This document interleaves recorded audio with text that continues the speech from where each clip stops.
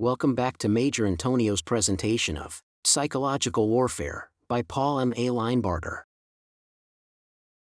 Chapter 5: Psychological Warfare in World War I. World War I saw psychological warfare transformed from an incidental to a major military instrument, and later it was even called the weapon which won the war. The story spread, since the Germans liked to imagine that they had been talked out of winning, and since ex-propagandists among the Allies enjoyed thinking that their own cleverness had been decisive, when even the tremendous violence of trench warfare had produced nothing more than a stalemate. If psychological warfare is considered in the broad sense, it seems plain that it was among the decisive weapons of 1914 to 1918. The political decency of the Allies, the appeal of President Wilson's 14 points, the patent obsolescence of the Kaiser and what he stood for, the resurgence of Polish, Baltic, Finnish, Czechoslovak, and South Slav nationalisms, all these played a real part in making Germany surrender in 1918. More real than the role of guns, men, ships, planes, tanks. This cannot be answered. It is like asking of a long-distance runner whether his heart, lungs, legs, or head contributed most to his success. Since war is waged by and against all parts of the human personality, physical condition, skills, intelligence, emotions, and so on, it is impossible to distinguish between the performance of one kind of weapon and the other in the attainment of a goal itself complex, governmental surrender. Only a weapon which left no enemy survivors could claim for itself undisputed primacy in victory. Propaganda came to prominence in war because the nations involved had made mass communications part of their civilian lives. The appearance of huge newspapers, systematic advertising, calculated political publicity, and opinion manipulation in other forms made it inevitable that skills which developed in civilian life should be transferred to the military. In general, the psychological warfare efforts of each belligerent were the direct equivalent of his peacetime, non-political propaganda facilities. By way of exception, the peculiar genius of the Bolshevik leaders stimulated a propaganda effort disproportionate to the facilities, either of personnel or materiel, to be found in pre-1914 Russia. Nations rarely change their basic character in time of war. When war starts, it is usually too late to re-educate generations already grown up, teach them wholly new skills, or develop administrative or operational procedures unknown in peacetime life. Sometimes, by great effort, a nation can transform a small, available cadre into large, new, and effective units on the political, military, economic, or social fronts. Even then, the character of the war effort will be colored and influenced by the experience of the men undertaking it. The British had, in 1914, one of the world's finest news systems, a highly sophisticated press, and extensive experience in international communication for technical and commercial purposes, notably the undersea cable system, and they turned these to war use with considerable smoothness. The Germans had a far more regimented press and a more limited network of commercial and technical connections. The British, furthermore, had a diplomatic and consular service of superb quality. Comparable German services included a much higher proportion of bunglers and enthusiasts. From the very beginning, the British had the lead. They nailed German propaganda as propaganda, while circulating their own as news, cultural relations, or literature. The Germans who boasted that they were a cultured people had their naivete rewarded when the British let the German word Kultur become a synonym for boorish, pedantic arrogance. The Germans had the awful habit of putting many of their own unattractive emotions into words, and the even more ruinous habit of then printing the words. In many instances, the British simply let the Germans think up braggadocio or vengeful phrases, then circulated the German phrases to the world. The English language was permanently enriched by some of these. Strafe comes from the German plea that God strafe, punish, England. The actual Hymn of Hate was originally a song made up by Germans for Germans.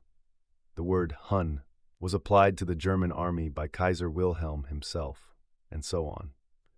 Furthermore, the Germans created in their press and information services a condition of bureaucratic snafu, which has rarely been excelled in any war. National character certainly worked out its automatic vengeances in World War I. The American psychological warfare effort of 1917 to 1919 also drew heavily on familiar skills. The American press, second only to that of the British at the time, the church, YMCA, and Chautauqua groups, and the wealth of private clubs which flourish under our liberal system of laws and usages. Other nationalities made efforts similarly in keeping with their peacetime facilities. The Japanese were adroit, but even at that time confused by the mix-up of trying to be a civilized power but simultaneously expansionist. The French showed high professional skill in adapting their military and diplomatic personnel to propaganda tasks.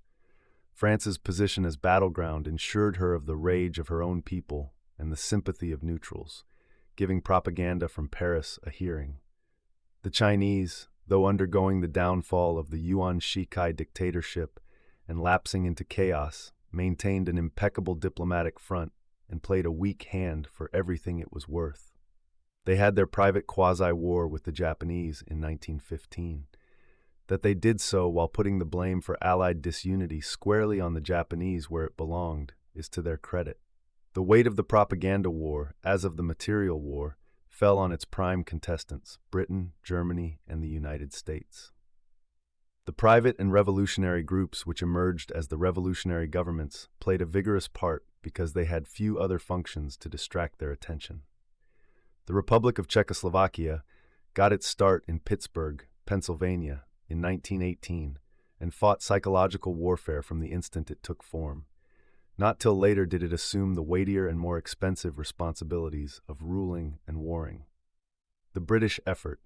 In World War I, the British made most of the mistakes and learned most of the lessons which the Americans were to make and to learn in World War II.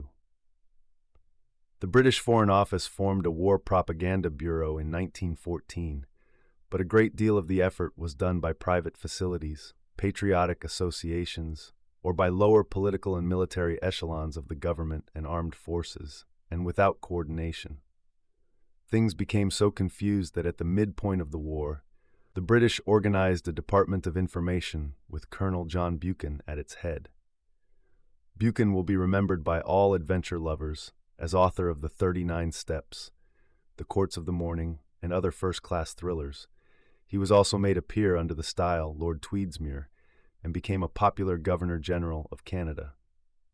Buchan did not always get along with the committee which floated above him, telling him how to run his business. The British, like the Germans, had immense organizational difficulties. The British ended up by inventing a distinction of roles.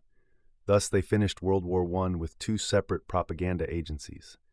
The Ministry of Information, under Lord Beaverbrook, with Colonel Buchan as Director of Intelligence, carried on civilian psychological warfare outside Britain.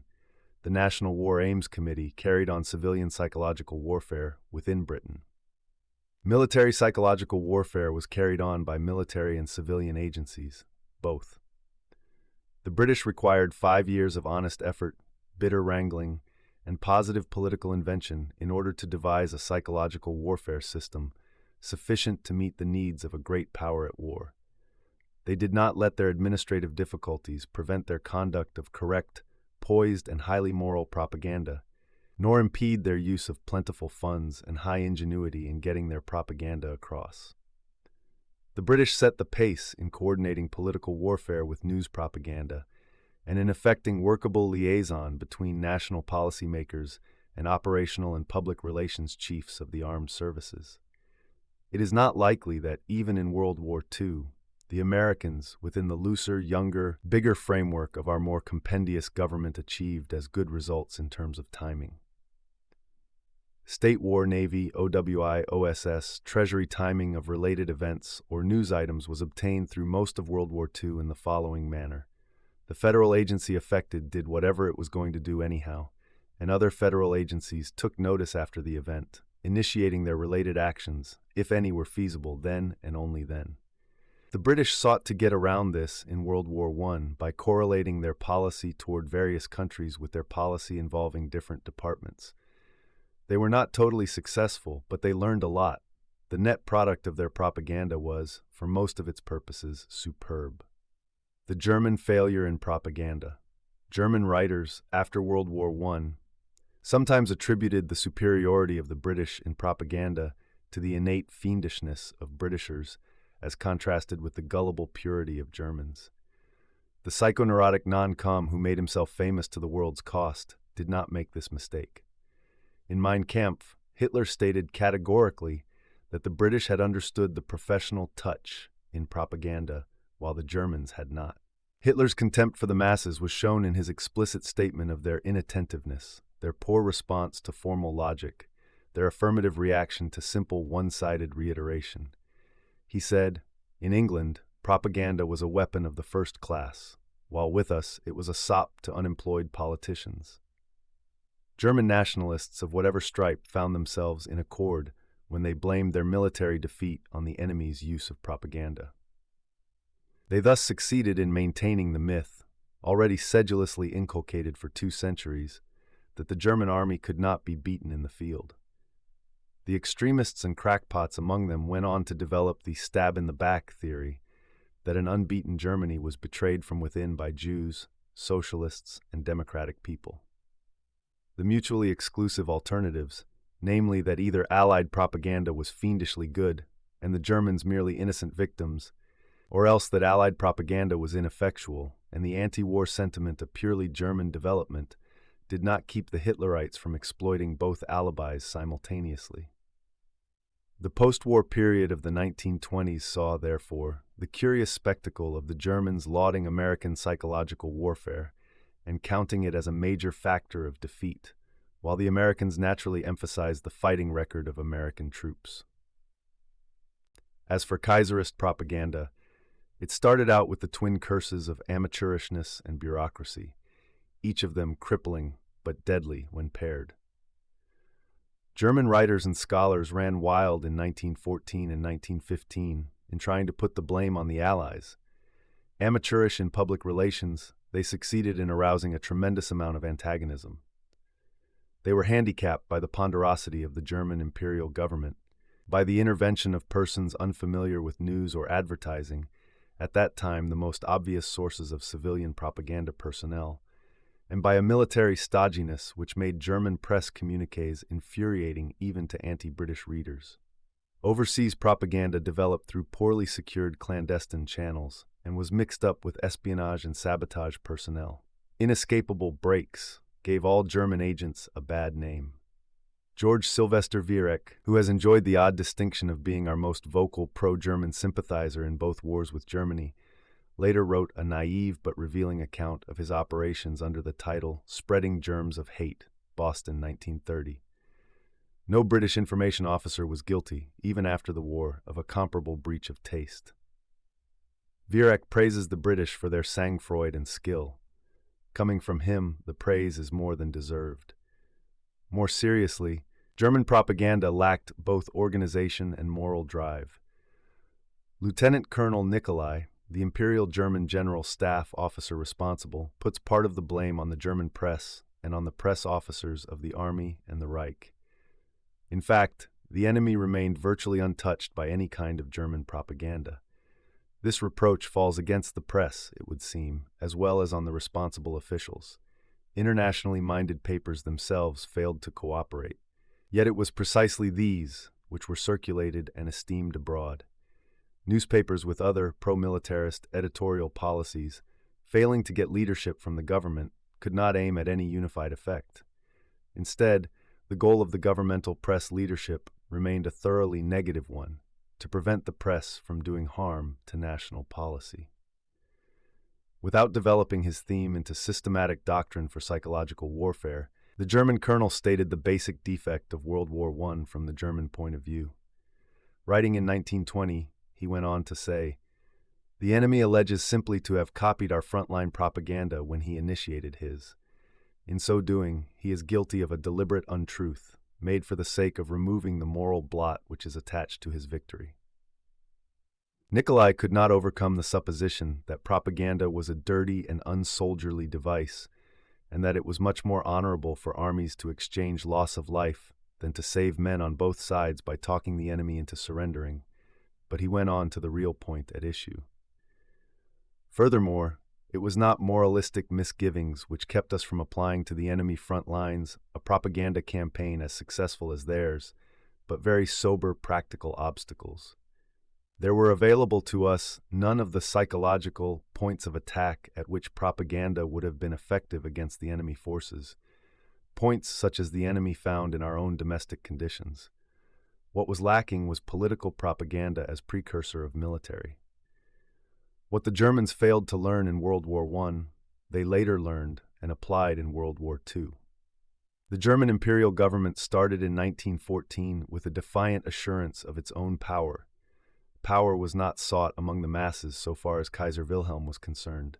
One inherited it from one's ancestors, along with an army, and the masses had better keep their noses out of it.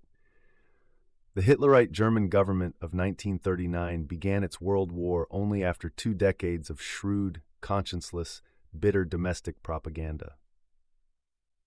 Hitlerism had come to power by first wooing and then bullying the common man, and the Nazi chiefs, in their strategy of terror or warfare psychologically waged, subsequently applied the same tactics to the international community.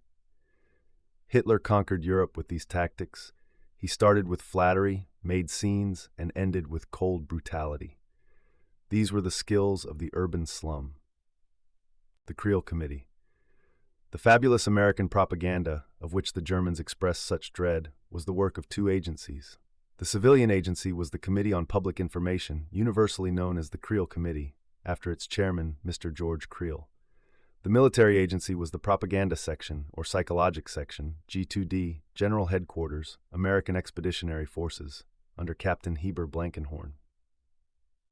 The Creel Committee had the superlative advantage of possessing a chief who enjoyed the confidence of the president and whose participation in national policy was on a high enough level to give propaganda coordination to other governmental policies on a basis of equality.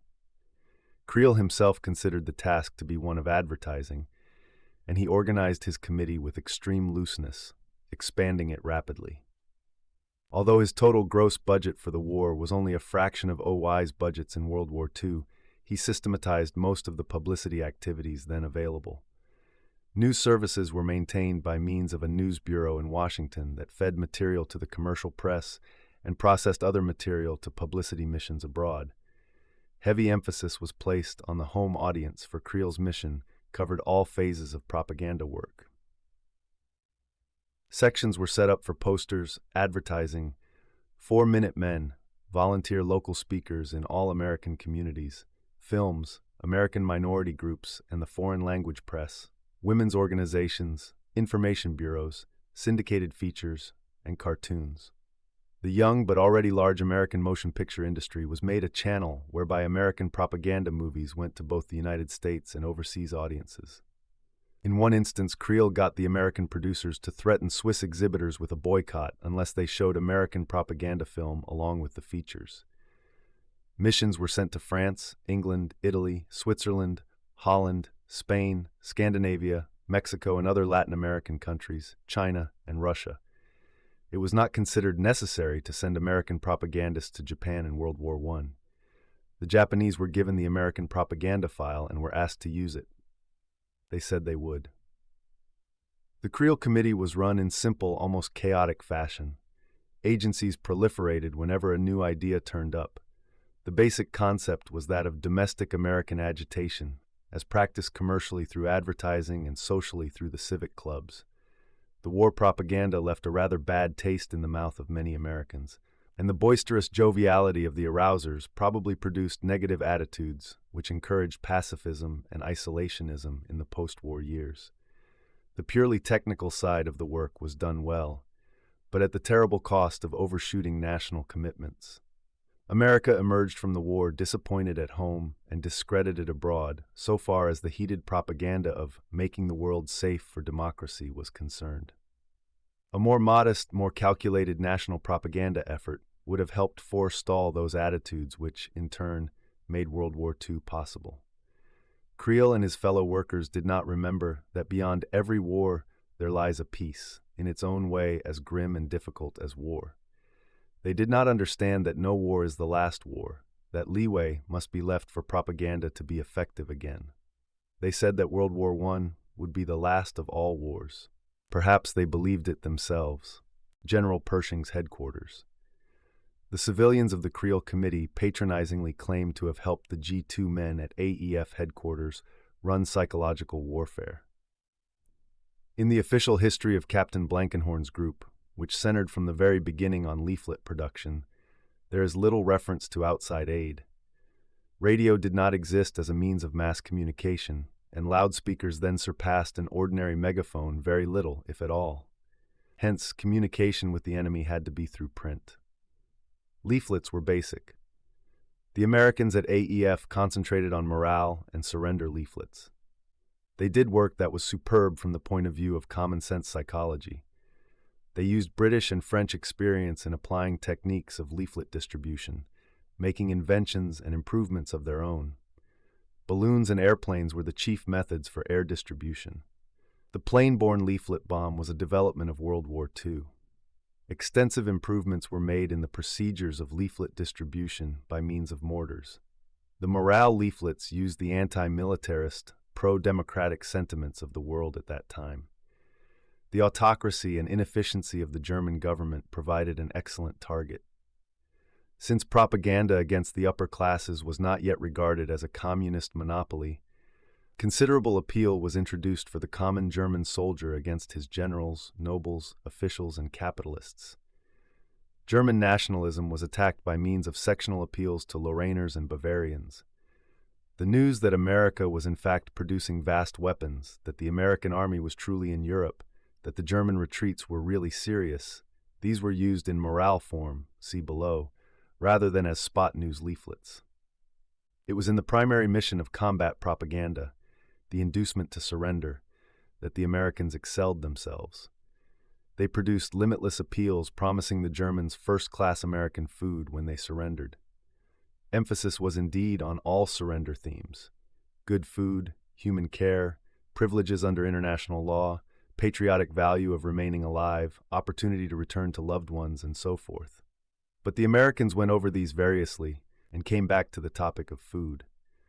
For an army of hungry men who knew that their homeland starved behind them, the enumeration of things to eat had obsessive value. Haughty and incompetent, the German High Command tried to counteract Allied leaflets, particularly the American leaflets, by the use of appeals to disregard propaganda.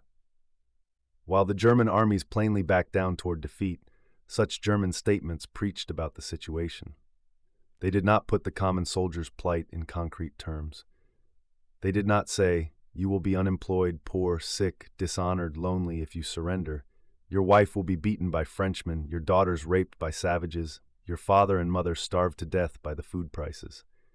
Such tactics had to wait for a later war. In 1918, the German command, senile and fussy, pointed out that enemy leaflets were propaganda, nasty, nasty, and that good German soldiers would remember their duty. For men who probably imagined they could smell white bread baking, bacon frying, and coffee cooking across the lines, such wordage was nonsense. The Germans came on over to surrender.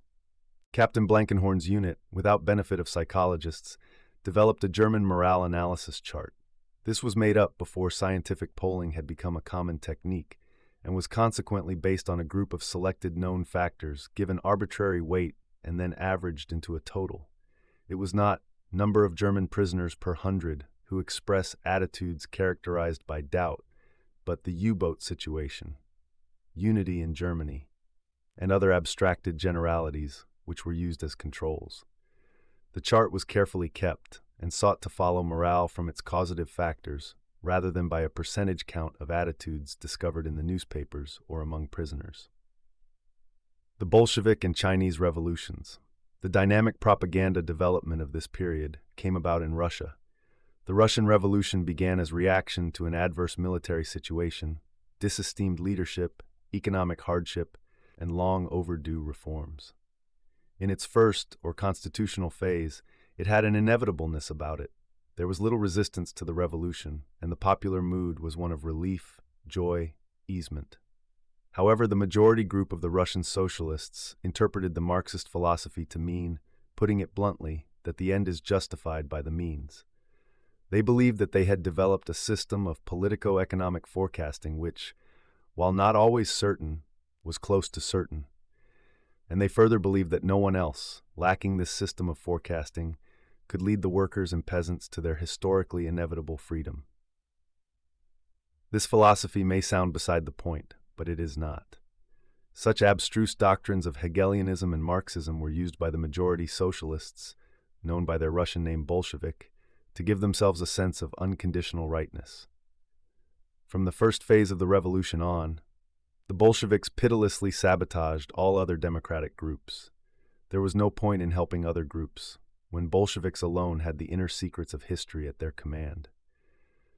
In the geniuses Lenin and Trotsky, the Bolshevik movement found its leadership. Lenin had no use for democracy as it was known in America. To him it was a sham, a front for the great capitalist trusts, which, even though the capitalists themselves might not know it, were doomed to get bigger on a shrinking market until international capitalist war, bankruptcy, and working-class revolution was the result. Lenin was as sure that this would happen as he was that the sun would rise the next morning. The only dispute was the matter of timing. A few Bolshevik pessimists thought that the capitalist world might last into the 1920s. Such a frame of mind led to a very deadly kind of psychological warfare. The Bolsheviks despised their opponents, desiring to liquidate them. This meant breaking down a group and preventing its reforming as a group, but came above all to mean mass murder. They were so antagonistic to the capitalist world that they hated God, patriotism, national history, churches, money, private property, chastity, marriage, and verse that rhymed, all with equal intensity. Moscow became the Mecca for the eccentrics and malcontents of the world, and for some years Russia was in fact looser in morals than any other civilized country. Hatred for the capitalist world enabled the Bolsheviks to throw Russian czarist patriotism into the discard. They delighted in getting Russian troops to desert at the front. The Germans delighted in this too. But the Bolsheviks were certain they would have the last laugh, because they knew it was only a matter of weeks or months before the revolution, the inevitable revolution, forecast by Karl Marx's peculiar economics, broke out in Germany as well. The Russian devil-may-care attitude toward all established forms of society was perfectly characterized by Trotsky's flip but deadly answer to the German military negotiators at the Brest-Litovsk negotiations. When the Germans balked at some point, "All right," said Trotsky, "no war and no peace." The Germans insisted that if the Bolsheviks did not sign the dictated peace terms, the German army would make more war. "Fine," said Trotsky in effect. He didn't mind. "Go ahead and make war." It wouldn't worry him or his army. They would go somewhere else and would refuse to play games with capitalists. This stopped the Germans in their tracks. They did not want to send their troops into a starving country that roared with subversive doctrines. They knew that while Trotsky wasted their time quibbling over negotiations, his printing presses worked night and day, telling the German troops that the war was over, that capitalism was on its way out, that the workers' revolution was coming, everywhere, for everybody, with food, peace, plenty, atheism, and all the other delights of the good Bolshevik life. The Russians finally signed the surrender treaty, but in point of fact, the German divisions on the Eastern Front were contaminated by Bolshevism, and when they came back across Germany, they brought the message of freedom and peace with them. Germany did have an abortive communist revolution, partly because of Russian operations, though it was stopped by an alliance of the moderate socialists and the dependable remnants of the army. The Russians went on merrily through a living hell.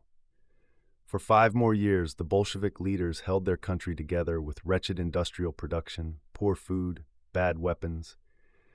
They had amazingly high morale among their own select Bolshevik group. And against the common people, they had 2 weapons, propaganda and terror. The terror was symptomatic of the first of the modern totalitarian dictatorships. Its domestic police role is not a part of psychological warfare. The Bolshevik propaganda was probably the finest propaganda effort ever known in history, down to that time down, perhaps, all the way to our own time. The political limit was beyond reach. Anything in the old world was fair game. Things the sober Soviet citizen of 1946 would regard with veneration were open to ridicule in 1919 to 1922. Patriotism, religion, national sovereignty, international law, treaties with or between capitalist states. There flowed from Russia a worldwide stream of propaganda, mostly clandestine, some of it overt. In every nation of the world there was, to a greater or less degree, a Red Scare. The propaganda of the Bolsheviks was regarded as having mystical subversive powers which no other operation could match. In retrospect, it seems absurd that anyone could have worried about the Americans of the 1920s revolting against their own constitution, but a lot of people, including the Attorney General of the United States, did indeed worry. They had cause for alarm, though, not for the reasons they supposed. Much of the magic of Bolshevik propaganda arose from its taking up where British, French, and American propaganda left off. The psychological warfare of the Allies had made the sad mistake of promising a better world to everyone on Earth. When the war ended and conditions went back to normal, many people in the world did not consider normalcy the fulfillment of that better world. The Bolshevik propaganda reaped the harvest which the Allied propagandist had sown and then left untended. Expectations, whipped up beyond normal, turned to Bolshevism when the Western democracies abandoned both domestic and foreign propaganda operations. The strategic advantage of Bolshevik propaganda was overwhelming. The Allies had gotten the world ready for it, so that the wild utopia of the Leninists temporarily made sense to millions. This does not mean that the Bolshevik propaganda of the 1920s was not good. It was good, technically, psychologically, politically, but good in terms of achieving an immediate scare at the cost of long-range confidence. The eventual cost to the Soviet Union was terrible. The Soviet government isolated itself and declared a condition of open psychological warfare against every other government on Earth, including the United States. This so exasperated Presidents Wilson, Harding, Coolidge, and Hoover that they refused to recognize the Soviet Union. The Bolshevik propaganda was carried by Russian government channels, Communist Party channels, the Communists not really being a political party anywhere, but using the name party to designate the hierarchy of a dogmatic, ruthless, and fanatical political religion, trade unions, individual subversive operators, cover organizations, trade, consular, and other official missions, leaflets in the mails, posters, books and other literature, films, radio. The theme throughout was plain: the world revolution is coming, by inescapable economic laws discovered by our theory. The world revolution which will come will remove the owning classes from control of the productive capital and will put all capital in the hands of the workers. The expropriators will be expropriated. Thereupon, the economic laws we have found in Marx's books will cease their bad influence and will guarantee world peace, world prosperity, happiness, human freedom. This is not an appeal.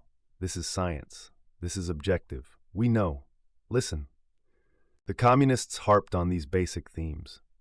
They waged political warfare along with the psychological. Every attempt of the non-communist countries to discuss the situation was termed conspiracies of the warmongers. The word democratic was reserved to the communists or to non-communists who were certain to cause communism no trouble. The communists invented an entirely new vocabulary, which the Soviet and other communist papers still use, with meanings that have the same emotional value, plus value, or that's good, as in America or Britain, but which have entirely different meanings in concrete practice. Democracy means free elections. Free elections mean that the people elect democratic leaders. But democratic leaders are not the people who are elected in non-communist countries. Non-communist leaders are usually dubbed tools or stooges of something.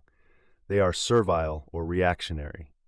Real democratic leaders are only those people approved by the international communist movement. It knows. By science. What was the net effect of such psychological warfare? In the first place, much use of common terms without regard to ultimate fulfillment means that communist propaganda is self-defeating. It can succeed only in situations of desperation, anarchy, or terror. That is satisfactory to the communist leaders, because they think their science tells them that the capitalist states will lead to desperation, anarchy, and terror anyhow. Secondly, communist propaganda sacrifices all other values to the propaganda. One has to be a religious fanatic of the Marxist sort to turn it out. One has to be ready for a totally new creed in order to keep on accepting it. International understanding, patriotism, truthfulness, freedom of action, artistic conscience, all these are sacrificed to propaganda. In the end, everything is propaganda to the communist. Nothing which hurts communism can be true. They have their science. If you would like to look at this fabulous science, read the Communist Manifesto, Lenin's The Teachings of Karl Marx, and Stalin's latest current compilation of speeches. You will be impressed by the crazy logic, the genuine but ill-informed zeal. Third and most important, communist psychological warfare is continuous. The themes may change, sometimes provocative, sometimes almost conciliatory, but the machinery, the operation, does not. Communist propaganda is therefore seasoned and professional, dependent on a powerful police state at home and on uneducated or emotionally ill fanatics abroad, except for those few countries where communism is so stable as to attract hard-headed or practical idealistic men. This Bolshevik success, rather than the splendid but short-lasting accomplishments of the Allies in World War I, kept psychological warfare on the map. Modern communism is permanent psychological warfare in action. The communist leaders unwittingly made a tremendous mistake between 1922 and 1927. They invited the military and political staff of the Chinese nationalists, Kuomintang, to cooperate with them. Filled with their own communist sense of certainty, it never occurred to them that anyone else could outsmart them. The Chinese did. Their military chief of mission in Moscow learned everything that the communists had to teach about irregular fighting, subversive propaganda, revolutionary situations, mass agitation. He then went home and got more communist aid to carry out the military phase of the nationalist revolution, which started underway in the summer of 1922. The old warlord armies were helpless in the face of agents, agitators, poster crews, student strikes, press propaganda, and indoctrinated troops. The most sensational war in modern Asia involved relatively little combat. The nationalist leader used all the communist psychological warfare techniques and added a few more of his own. His name was Chiang Kai-shek.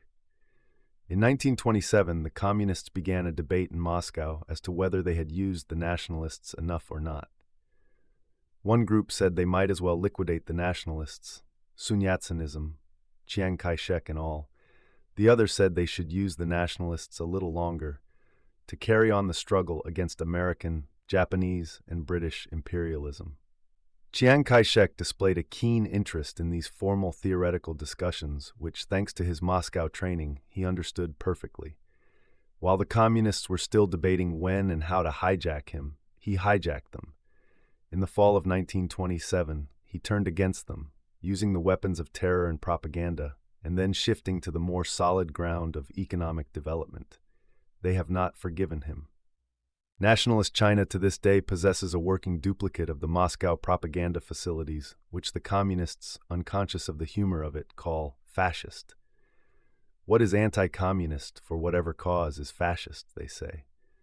The Russian Revolution of 1917 to 1922 and the Chinese Revolution of 1922 to 1927 represent the situations created by communist psychological warfare. Since that time, except for Spain, communist psychological warfare has failed in every single attempt to come to power outside Russia. Following World War II, communist psychological warfare proved itself capable of holding countries only after the military force had occupied or won them. The magic has gone out of communist propaganda. It can keep control only with heavy military pressure behind it. But in the far past, it has been capable of winning, as in Russia and China, without outside military aid. With a renovation of techniques, doctrines, and personnel, it may do so again. This concludes today's reading of Psychological Warfare by Paul M. A. Linebarger.